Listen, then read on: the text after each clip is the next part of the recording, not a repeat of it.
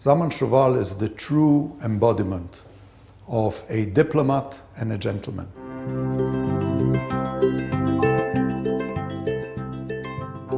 You know, growing up in Palestine, you were politicized whether you liked it or not. And I was drawn really to politics, I think very early on in 1939, when the British announced a white paper against Jewish immigration to Palestine. There was a huge demonstration in Tel Aviv, and I more or less joined it at the age of 9.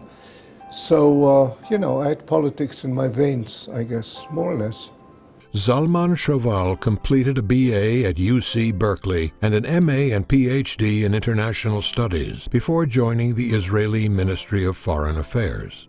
It was my aim to enter the diplomatic service. Branching into finance, Shoval founded the Bank of Jerusalem and has since twice served as chairman of the Bankers Association Council. But nothing could keep him away from politics for too long. Around 1965, I became active in a group which supported David Ben-Gurion. And, you know, Peres was there, Dayan was there, Teddy Kollek was there. Really, I would say the best of the best in Israeli public life.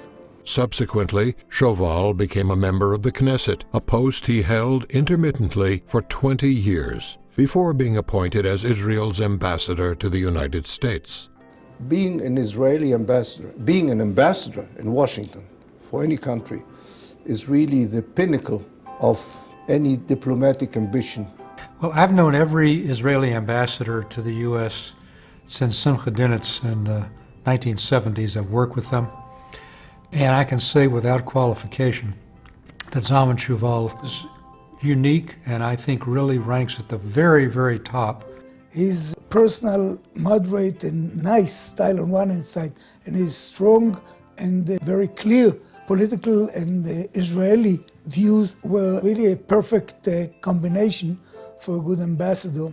Even during very tough times, and he was here during very tough times, he has a way of projecting Israel's message in ways that relate to the commonality of interests. He has a keen understanding of the region and of U.S.-Israel relationships, both by virtue of his service as ambassador, but also because of his interest and his keen insight. It's a level of nuance and sophistication which very, very few foreign diplomats from any country bring to their post.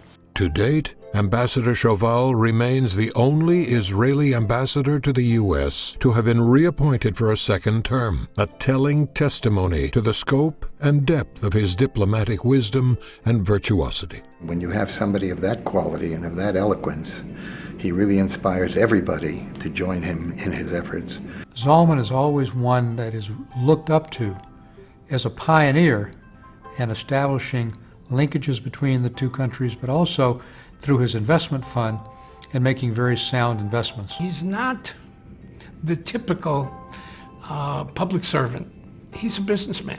He's a socialite. In these days, when one talks about social responsibilities, things like that, Bank of Jerusalem fulfills a role in that. We are spread all over the country, including some of the Arab areas in Israel.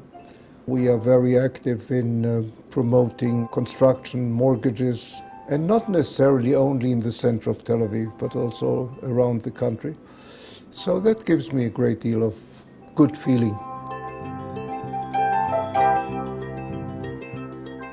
And it's important when you look at a great man, and Zalman is a great man, to realize he's not just a great man, he's a good man.